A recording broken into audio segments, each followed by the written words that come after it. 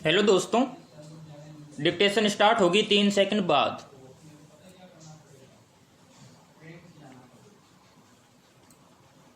Start. सर्वोच्च न्यायालय ने एक बार फिर केंद्र सरकार को स्पष्ट संकेत दे दिया है कि न्यायपालिका के कामकाज में केंद्र सरकार की दखलंदाजी या मनमानी बिल्कुल नहीं चलने वाली। स्टॉप अदालतें संविधान के तहत काम करती हैं और केंद्र सरकार उन्हें अपने ढंग से चलाने का प्रयास नहीं कर सकती। स्टॉप ताजा मामला जजों के खाली पदों पर भर्तियों को लेकर है। स्टॉप देश के प्रमुख और अपीलीय न्यायाधिकरणों में 250 पद खाली हैं। स्टॉप उनमें भर्ती के लिए सर्वोच्च न्यायालय ने नामों की सूची केंद्र के पास भेजी थी। स्टॉप केंद्र सरकार ने पहले तो उस सूची को लंबे समय तक लटकाए रखा,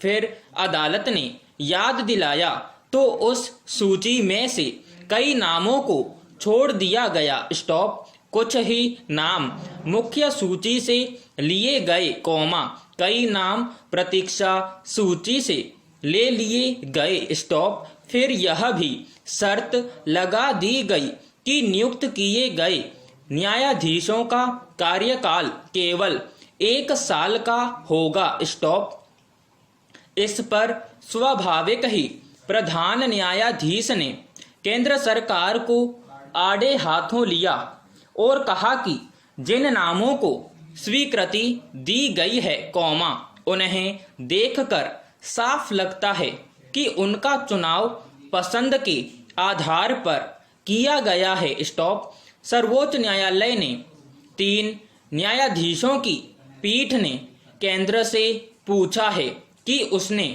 अनुशंसित सूची से नामों का चयन क्यों नहीं किया, प्रतीक्षा सूची से नाम क्यों लिए गए, इसका कारण स्पष्ट करें। Stop para.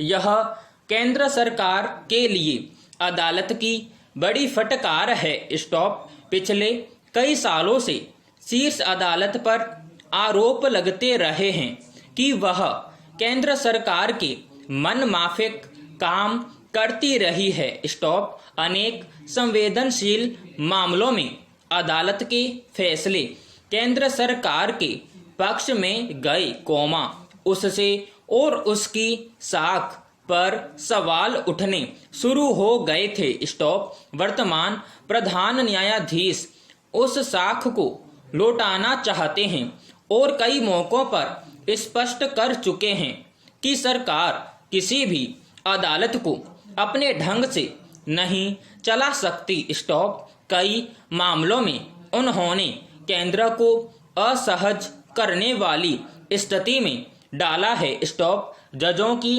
नियुक्ति संबंधी मामला भी उन्हीं में से एक है। स्टॉप छिपी बात नहीं है कि हमारे यहाँ आबादी के अनुपात में अदालतों में जजों की नियुक्ति नहीं होती। स्टॉप उसके बावजूद अगर अदालतों में न्यायाधीशों के स्वीकृत पद बड़ी संख्या में खाली रहेंगे, तो मामलों के निपटारे में मुश्किलें पेश आएंगी। स्टॉप पहले ही अदालतों पर मुकदमे का बोझ बहुत अधिक है। स्टॉप इसलिए लंबे समय से मांग की जाती रही है कि अदालतों में जजों के खाली पदों को शीघ्र भरा जाए। स्टॉप अब जब शीर्ष अदालत ने देश भर में साक्षात्कार वगैरह की प्रक्रिया पूरी करने के बाद योग्य उम्मीदवारों का चयन कर लिया है, तो निहित स्वार्थ के चलते केंद्र सरकार के उनकी नियुक्ति लटकाए रखने पर अदालत की तलखी स्वाभाविक है। Stop para. उच्च न्यायालयों में भी खाली पदों पर भर्ती प्रक्रिया को लेकर केंद्र सरकार ने इसी प्रकार अपनी पसंद को ऊपर रखा था। स्टॉप सर्वोच्च न्यायालय द्वारा अनुशंसित नामों को दरकिनार कर प्रतीक्षा सूची से अपनी पसंद के न्यायाधीशों को तरजीह दी थी। स्टॉप। इस तरह कई न्यायाधीश कनिष्ठ बना दिए गए थे। स्टॉप। केंद्र को यह अधिकार अवश्य है कि वह सर्वोच्च न्यायालय द्वारा अनुशंसित नामों में से कुछ नामों को छोड़ सकता है। स्टॉप। मगर इसका यह अर्थ कतई नहीं कि वह इस बात का ध्यान रखते हुए न्यायाधीशों का चयन करे कि कौन उसके मनमाफिक साबित हो सकता है। स्टॉप। इस तरह अदालतों से निष्पक्षता और कानून सम्मत कार्य पद्धति की अपेक्षा धूमिल होती है। स्टॉप। सर्वोच्च न्यायालय की केंद्र को फटकार से न्याय व्यवस्था में शुचिता का भरोसा कुछ और बढ़ा है। Stop para.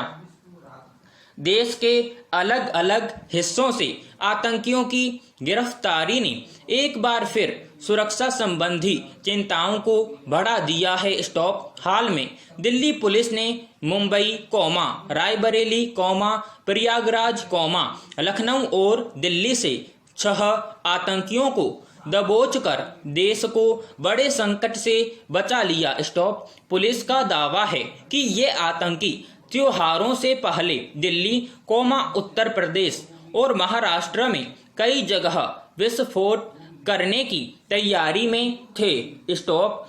इसके अलावा कई राजनेताओं की हत्या की साजिश का भी पता चला। स्टॉप। इससे यह तो साफ हो गया है कि भारत में एक बार फिर बड़े पैमाने पर अशांति फैलाने की साजिश रची जा चुकी है। स्टॉप। आतंकी बस मौके की तलाश में थे। स्टॉप। अगर पुलिस समय रहते इन्हें नहीं पकड़ती तो किसी भी दिन मुंबई बम कांड जैसी तबाही देखने को मिल सकती थी। स्टॉप। हालांकि गणतंत्र दिवस, स्वतंत्रता दिवस, त्योहारों व अन्य विशेष अवसरों पर देश को दहलाने की कोशिशें पहले भी होती ही रही हैं। स्टॉप। लेकिन पुलिस और सुरक्षा एजेंसियों की सतर्कता आतंकियों के मंसूबों को नाकाम करती रही हैं। स्टॉप। ज्यादा चिंता की बात यह है कि हाल में पकड़े गए आतंकियों के तार पड़ोसी देश पाकिस्तान से जुड़े होने की बात सामने आई है। स्टॉप। पुलिस का दावा है कि ये सभी आतंकी पाकिस्तानी खुफिया एजेंसी ISI के इशारे पर अपने मिशन को अंजाम देने में लगे थे। Stop para. गौरतलब है कि भारत में आतंकवाद फैलाने में पाकिस्तान की भूमिका किसी से छिपी नहीं है। स्टॉप। आतंकियों ने पुलिस के सामने जो कुछ कबूला है, उसके बाद कोई संदेह नहीं रह जाता है कि पाकिस्तान ने एक बार फिर मुंबई बम कांड जैसी वारदात को अंजाम देने की साजिश रच डाली है। स्टॉप। पूछताछ में यह खुलासा चौंकाने वाला है कि ISI काफी समय से भारत में बड़े हमलों को अंजाम देने की तैयारी में है। स्टॉप। इसके लिए वह अंडरवर्ल्ड का इस्तेमाल कर रही है। स्टॉप। आतंकी हमलों के लिए ISI ने आतंकियों को प्रशिक्षण भी दिया है। स्टॉप। पुलिस का दावा है कि पकड़े गए आतंकियों में से 2 ने तो प्रशिक्षण लेने के लिए पाकिस्तान जाने की बात भी बताई। स्टॉप।